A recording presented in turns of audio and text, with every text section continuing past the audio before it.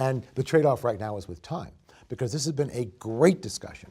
We've reviewed and discussed lots of information during this Oncology Stakeholder Summit on evidence-based discussions and decisions to improve quality and regulate costs. And so, before we go, what I want to do is get one final thought, or several final thoughts, from each of you as we go around the horn, as they say. It's the end of the baseball season here. Dr. Fox, why don't you start? I get to go first, okay. Yes, you do. It's clear that the cost of cancer care, whether it be the surgical costs, the radiation oncology costs, the diagnostic costs, the chemotherapy costs, are not going down. The question is, how do we responsibly, as a society and as payers and providers, optimize what I call the triple aim? How do we optimize the patient experience, optimize health outcomes, and minimize unnecessary costs?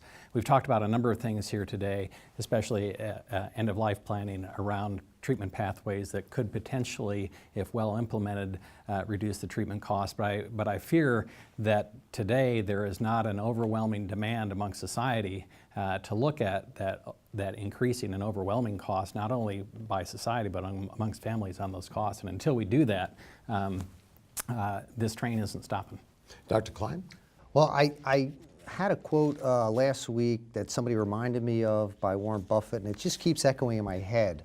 And that was that cost is what you pay for something, but value is what you buy. And I think in this discussion today, when we're trying to make those trade-offs and we're worried about our total overall costs, I think what we really have to think about is, how do we increase the value? So how do we take quality over cost and try to increase the value equation? And I think we spent a lot of time talking about data, health records, studies, things of that nature. And I think if we can get to a higher level with value that is informed by data, then we'll be able to survive this, I think, upcoming healthcare crisis. All right, Dr. Oncology? It's a tremendously exciting time in oncology. The advances and the understanding of malignancy and the options for treatment are exploding. But we should not forget for a second that we are still struggling with blocking and tackling. And if we can come to an agreement that transparency, the concept of process improvement will ultimately lead to better patient care, better patient experience, and better value, then we'll have really significantly moved the ball. All right, Dr. Loy.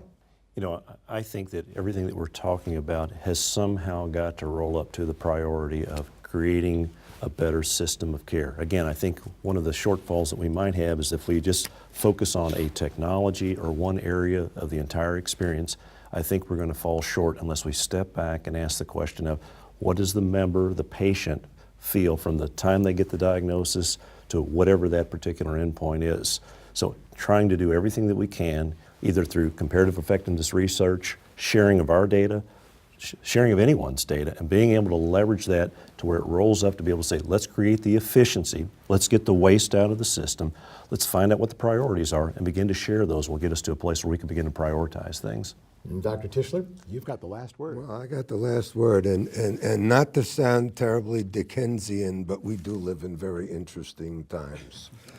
And, you know, I find what's very interesting. We've been talking, I remember when I was in clinical practice, which I left 10 years ago, but I was in clinical practice from the early 70s. And we, for the last 25 years, we've been talking about payment reformation in medical oncology, and there's been various things run up the flagpole, and they've just died. They just never went anywhere. But I think now there is definitely an impetus to go forward. I think it's going to happen this time because the current system that we have is really unsustainable. And if we don't do something, it's just going to come crumbling down. On behalf of our panel, I want to thank you for joining us, and we hope you found this peer exchange informative. To hear additional insight from our panelists and other experts in the field, please join us as the Oncology Stakeholder Summit continues.